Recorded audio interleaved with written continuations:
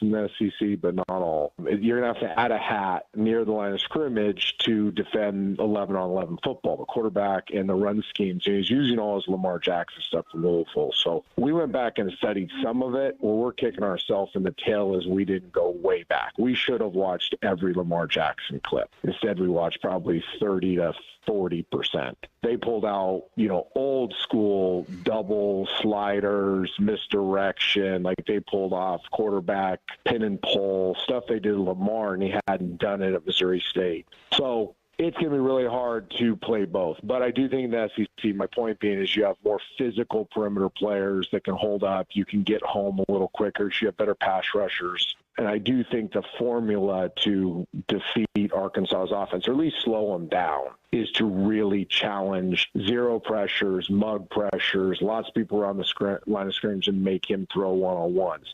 The offense is built for zone coverage, so everything they do is built for zone coverage, and then you're going to add a hat in zone coverage, and the run game's built to beat it. If you can play tight man, load the line of scrimmage, and which Auburn can do, you'll have a real chance of slowing them down. But weren't we told leading up to this season, wasn't all the reports from those that had seen practice, wasn't the rhetoric heading into the season, Arkansas is going to be better on the defensive line. They're going to be able to get to quarterbacks.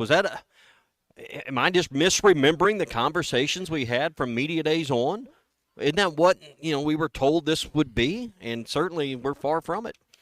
Yeah, defensive line, I mean, you've got to be happy about the run-stopping ability thus far, but 5 sacks through 3 games is, I think, 70, 80-something, and I don't necessarily see it improving in SEC play.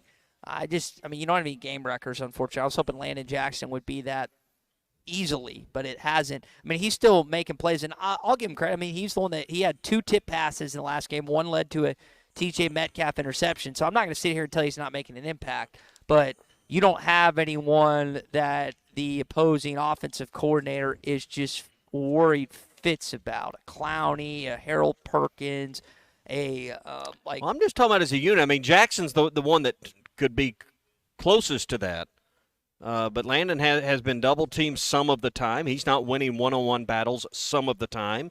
You can watch the Pro Football Focus breakdowns on some of those, read some of those numbers. But that unit as a whole, with the depth that they've got available, they're not winning one-on-one matchups up front. And, we were told it was going to be something besides that, and it hasn't been. Well, so we get far. told a lot of things in the offseason.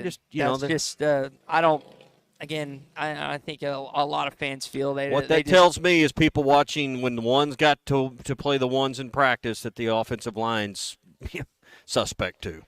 Yeah, I mean, they're suspect in pass blocking, but I think they've shown through a good job. I mean, there's a reason that Jaquinda Jackson is leading the SEC in rushing touchdowns right now. There's a reason I think he's first or second in rush yards. There's a reason that, I mean, he's got to get credit because he's broken the most tackles in the SEC. But now we're going to see it in SEC play, Ty. And we haven't seen it in SEC play yet. So now let's see what happens then.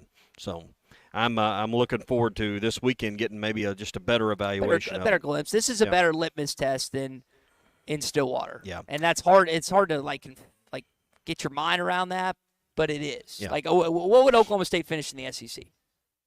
8th? No. 10th? Maybe. Okay, let's not get our you don't think they've been.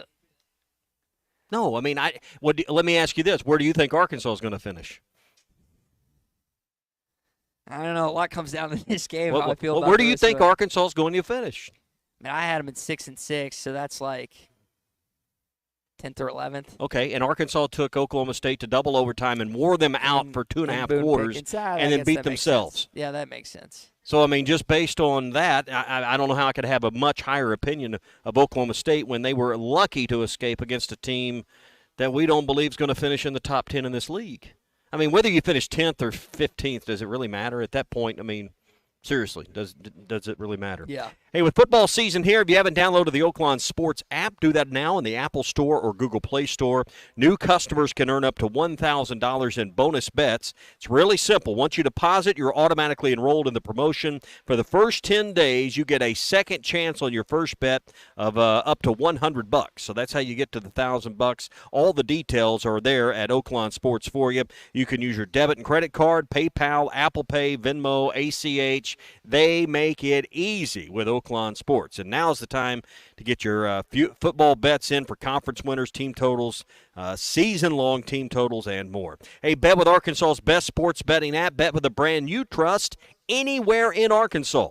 Bet with Oaklawn Sports. You know, Sam Pittman also touched on something else in this Auburn game. He talked about revenge, and he mentioned, hey, some guys were here last year, some guys weren't. Here's how he kind of characterized it heading into Saturday. There may be an aspect of the ones that came back that were on the team last year, certainly, and I hope we were very, very embarrassed and we're motivated to not ever let that happen again, especially against a team that embarrassed us. And then the other thing is you want the new guys, you want those guys to play for the guys that were embarrassed a year ago and try to get that turned around. So there's a little bit of motivation there, but that only goes so far, and then you strap it up and you start clanging on each other and figuring out, who's going to last longer.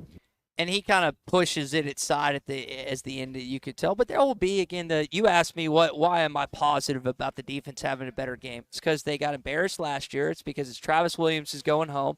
And it's because that they had a bad showing last week. I think those three things lead me to believe that you're going to see a much stronger defensive team. So I'm more wondering about the offense, what we're going to see from them come Saturday, Tommy. All right, let me tell you quickly about our friends at Gaston's White River Resort. You can book your private cabin, private lodge. My buddies Matt and Phil, who are standing right here in front of the table, stayed there about a week ago. Matt sent me a text, which, when Matt Jones tells you how great something is, I always pay attention. He was talking about how great the meal was, how great the accommodations were. Their buddy Philip can take you out fishing. They got a fleet of great guides to really make sure you have a great time on the White River as well. 870-431-5202. Book your private getaway at Gaston's White River Resort. Gaston's, a first-class time every time. The halftime crew is eagerly waiting. Who's going to sit in the pink chair? Who gets the pink chair between Matt and Phil? I guess that Phil's going to draw the short straw. I'm going to guess.